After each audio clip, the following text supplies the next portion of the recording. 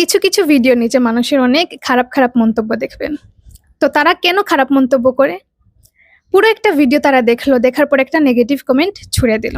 তো তাদের কাছে মনে হয় যে এই ভিডিওটা হয়তো এতটুকু অ্যাটেনশন পাওয়ার যোগ্য না, কিন্তু অ্যাটেনশন পাচ্ছে। এখন সেই মানুষরা কি করছে? তারা কিন্তু ফুল ভিডিও দেখছে। অনেক ক্রিঞ্জ ভিডিও আছে দুনিয়াতে, তারা এই ক্রিঞ্জ ভিডিও দেখবে, পুরোটা এনজয় করবে, তারপর হচ্ছে একটা নেগেটিভ কমেন্ট ছুড়ে দেবে। এখন আপনার কাছে মনে হচ্ছে যে এই ভিডিওটা ক্রিঞ্জ এবং এটা এতটা অ্যাটেনশন পাওয়ার যোগ্য না, তাহলে আপনি কেন পুরো ভিডিওটা দেখছেন? আপনার কি দেখার কোনো দরকার আছে? আপনার তো ভিডিওটা না দেখলেই চলতো, কিন্তু আপনি পুরো ভিডিওটাও দেখবেন, আবার নেগেটিভ কমেন্টও করবেন।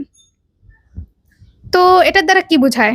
যে মানুষ হচ্ছে দুমুখ, তাই না? মানে মনে একটা, তারপর হচ্ছে বাইরে আরেকটা। আপনার যদি মনে হয় যে কোনো একটা পোস্ট বা কোনো একটা ভিডিও আপনার জন্য না, তাহলে ওইটা আপনি ইগনোর করে চলে যান।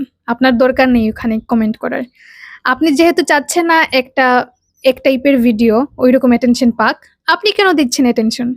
আপনার তো অ্যাটেনশন না দিলেও হতো, কিন্তু আপনিও দেবেন, এবং অন্য কেউ যদি দেয় তাহলে সেটাও আপনি খারাপ চোখে দেখবেন। তো আপনি যদি চেঞ্জেস আনতে চান, তাহলে আগে নিজেকে বদলান, তারপর হচ্ছে সমাজকে বদলানোর চেষ্টা করবেন। এই দ্বিমুখতা, দ্বিচারিতা আই থিঙ্ক, মানে টু ফেসড আর কি, টু ফেসড যে জিনিসটা আছে সেটা পরিহার করে চলুন। দেখবেন আপনার মানসিক স্বাস্থ্য ভালো থাকবে। আর যেই জিনিসগুলো আপনার দেখতে ভালো লাগে সেগুলো অবশ্যই দেখবেন এবং পজিটিভ কমেন্ট করার চেষ্টা করবেন। যত বেশি পজিটিভ জিনিস ভাববেন এবং যত বেশি পজিটিভ কমেন্ট করবেন, তত হচ্ছে আপনার মানসিক স্বাস্থ্যের উন্নতি হবে। আর যত বেশি নেগেটিভিটি নিয়ে চিন্তা করবেন, নেগেটিভ কমেন্ট করবেন মানুষের পোস্টে, ভিডিওতে, ততই আপনি নেগেটিভ মানুষ হতে থাকবেন। তো নিজের জন্য হলেও নিজেকে একটু শুধরান।